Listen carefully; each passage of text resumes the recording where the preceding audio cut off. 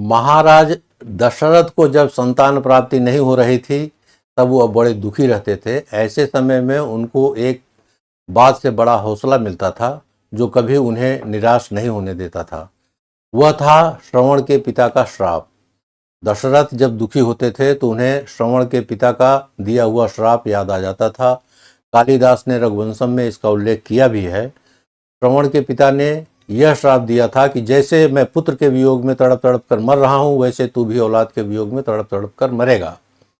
महाराज दशरथ को पता था कि यह श्राप फलीभूत होगा और इसका मतलब है कि मुझे इस जन्म में पुत्र जरूर प्राप्त होगा, तभी तो उसके शोक में तड़प तड़प कर मरूंगा।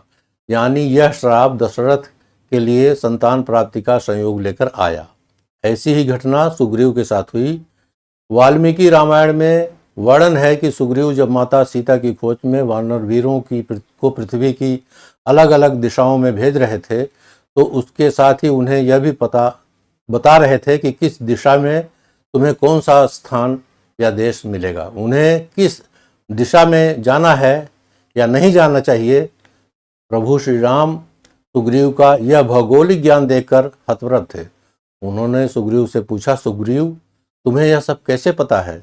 सुग्रीव ने विनम्रता पूर्वक श्री राम से कहा, मैं बाली के भय से जब मारा मारा फिर रहा था तब पूरी पृथ्वी पर कहीं शरण नहीं मिली।